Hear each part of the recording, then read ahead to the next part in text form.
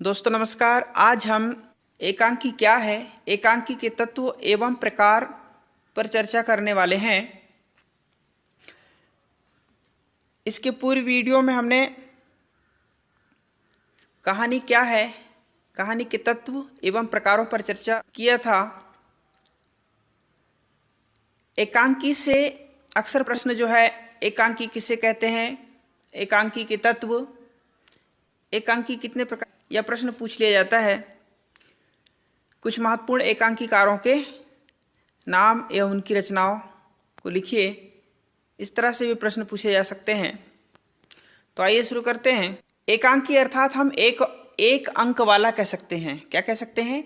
एक अंक वाला। एकांकी एक ऐसी नाट्य विधा है जो एक अंक में रचित होती है। क्या होती है? एक अंक में रचित होती है। इसमें किसी एक कथा या घटना को सीमित पात्रों के माध्यम से क्या किया जाता है? प्रस्तुत किया जाता है। ठीक है, सीमित पात्रों के माध्यम से। एकांकीकार एकांकी के द्वारा एक सजीव प्रभाव की सृष्टि करना चाहता है, रचना करना चाहता है। एकांकी की शैली में संक्षिप्तता तथा गतिशीलता रहती है। क्या रहती है? संक्षिप्तता रहती है और गतिशीलता रहती है। ठीक है, एकांकी स्वयं में पूर्ण रचना होती है। ध्यान रखना है आपको। इस प्रकार से एकांकी को हम परिभाषित कर सकते हैं। एकांकी के तत्व: कथावस्तु, कथोपकथन या संवाद जिसको हम कहते हैं, पात्र या चरित्र चित्रण, देश काल और वातावरण, भाषा शैली, उद्देश्य और रंगमंचिता, है ना। इसके पूरी वीडियो में हमने जो कहानी के तत्व देखे थे, सेम बाकी जो तत्व होंगे एक जैसे ही होंगे। ठीक है, लेकिन इसमें जो अतिरिक्त है वह क्या है? रंगमंचिता है, अर्थात रंगमंच में हम इसे प्रस्तुत कर सकते हैं। एकांकी के प्रकार: सामाजिक एकांकी, पौराणिक एकांकी, ऐतिहासिक एकांकी, राजनीति से संबंधित एकांकी, चरित्र प्रधान एकांकी। सामाजिक एकांकी अर्थात समाज से संबंधित एकांकी। कोई ऐसी घटना हो जो किससे संबंधित हो? समाज से संबंधित हो और जिसको प्रस्तुत किया गया हो, वह सामाजिक एकांकी के रूप में होगी। पौराणिक एकांकी, पुराणों से संबंधित एकांकी को हम क्या कहेंगे? पौराणिक एकांकी। ऐतिहासिक एकांकी, इतिहास से संबंधित जो रचना होगी वह ऐतिहासिक एकांकी के अंतर्गत होगी। राजनीति से संबंधित जो रचना होगी वह राजनीतिक एकांकी होगी, कहलाएगी। और चरित्र प्रधान एकांकी अर्थात किसी के चरित्र का वर्णन एकांकी के रूप में किया गया हो तो वह चरित्र प्रधान एकांकी होगी। अगला है अर्थपूर्ण एकांकी। ठीक है, इस तरह से एकांकी के प्रकारों को हम समझ सकते हैं।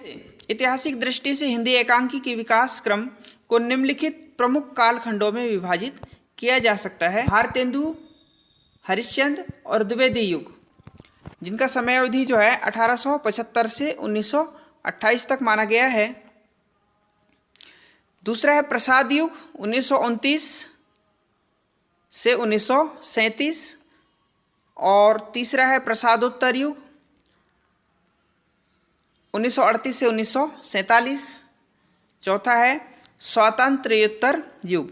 ठीक है, अर्थात एकांकी को कितने युगों में विभाजित किया गया है? 4 युगों में विभाजित किया गया है। इसका जो समय अवधि है 1948 से अब तक होगा। ठीक है, हम देखते हैं भारतेंदु द्विवेदी युग। हिंदी में एकांकी लेखन का आरंभ भारतेंदु युग से होता है, किंतु हिंदी में एकांकियों का आरंभ, है ना, किनका? एकांकियों का आरंभ जो है भारतेंदु हरिश्चंद्र द्वारा हुआ। किनके द्वारा? भारतेंदु हरिश्चंद्र द्वारा हुआ है। उन्होंने प्राचीन संस्कृत नाट्य साहित्य से प्रेरणा ग्रहण करते हुए नाट्य एकांकी व एकांकी के विभिन्न रूपों के विकास का प्रयत्न किया है। ठीक है, इनके कुछ रचनाएं देखिए। भारत दुर्दशा 1880, धनंजय विजय, विस्मय विश्व औषधम, अंधेर नगरी प्रहसन 1881। ये भारतेंदु हरिश्चंद्र जी की रचनाएं हैं, एकांकी हैं। अगला इसी में द्विवेदी युग। द्विवेदी युग में हिंदी एकांकी के स्वरूप पर पाश्चात्य एकांकी का भी प्रभाव पड़ने लगा, जिससे उनके बाह्य रूप में क्रमशः थोड़ा थोड़ा अंतर आने लगा, किंतु उनकी मूल आत्मा भारतेंदु युग के अनुरूप ही रही। उनका प्रमुख उद्देश्य समाज सुधार एवं राष्ट्रोन्नति ही रहा।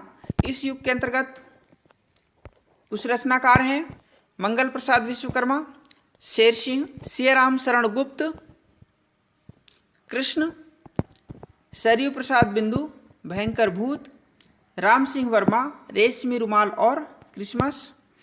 ठीक है, इस तरह से हम भारतेंदु एवं द्विवेदी युग को समझ सकते हैं, उनके रचनाकार, उनकी रचनाएं। अगला है प्रसाद युग। पाश्चात्य शैली में लिखी गई एकांकी को आधुनिक एकांकी कह सकते हैं। इसका विकास हिंदी में लगभग 1930 के अंतराल में हुआ। जयशंकर प्रसाद की रचना एक घूंट है ना, क्या एक घूंट महत्वपूर्ण रचना है, इसको ध्यान रखना है आपको, कई बार पूछा जाता है। ये महत्वपूर्ण एकांकी है। विभिन्न विद्वानों ने एक घूंट को आधुनिक ढंग की सर्वप्रथम हिंदी एकांकी स्वीकार किया है ना, तो हिंदी का प्रथम एकांकी हम इसे मान सकते हैं, तो ध्यान रखना है। इसमें कुछ रचनाकार हैं, देखिए डॉक्टर राम कुमार वर्मा, बादल की मृत्यु, रेशमी टाई, भुवनेश्वर प्रसाद मिश्र, तांबे के कीड़े, आज़ादी की नींद, लक्ष्मी नारायण मिश्र, अशोक वन, स्वर्ग में विप्लव, उपेंद्र नाथ अस्क, लक्ष्मी का स्वागत, स्वर्ग की झलक। ठीक है, इस तरह से हम प्रसाद युग अर्थात जयशंकर प्रसाद युग को हम समझ सकते हैं। प्रसादोत्तर युग अर्थात जयशंकर प्रसाद के बाद का जो युग होगा वह प्रसादोत्तर युग होगा। प्रसादोत्तर युग राजनीति क्रांति का युग था। गांधी जी का प्रभाव राजनीतिक जीवन में विशेष रूप से पड़ रहा था। किस युग में? प्रसादोत्तर युग में। और इस युग के जो रचनाकार होंगे, सभी रचनाकार किस युग के अंतर्गत होंगे? प्रसादोत्तर युग के रचनाकार एकांकीकार होंगे। ठीक है, इसमें देखिए भगवती चरण वर्मा, जिनकी रचना क्या है? बुझता, दीपक, जगदीश चंद्र माथुर, भोर का तारा। ठीक है, इस तरह से और भी एकांकीकार हैं, लेकिन हमने केवल 2 ही लिया है। अगला है स्वतंत्र योत्तर युग। ठीक है, स्वतंत्र योत्तर युगीन हिंदी एकांकी का स्वरूप विविधता लिए हुए हैं। इनमें एक और परंपरागत शैली में राष्ट्रीय भावना का प्रधान एकांकी लिखे गए, तो दूसरी ओर ध्वनि नाट्य तथा गीति नाट्य का भी विकास हुआ। ध्यान रखना है। ठीक है, इसमें स्वतंत्रता के बाद जितने भी एकांकीकार होंगे सब इसी युग के अंतर्गत होंगे। यहाँ पर देखिए विनोद रस्तोगी की रचना है बहू की विदा और विष्णु प्रभाकर बंधन मुक्त। इस तरह से एकांकी किसे कहते हैं? एकांकी के तत्व, एकांकी के प्रकार एवं कुछ एकांकीकारों की रचनाओं को हमने यहाँ पर देखा। उम्मीद करता हूँ कि यह वीडियो आपको अच्छी लगी होगी। आप इसे ज़्यादा से ज़्यादा शेयर कीजिएगा। आप सभी का बहुत बहुत धन्यवाद।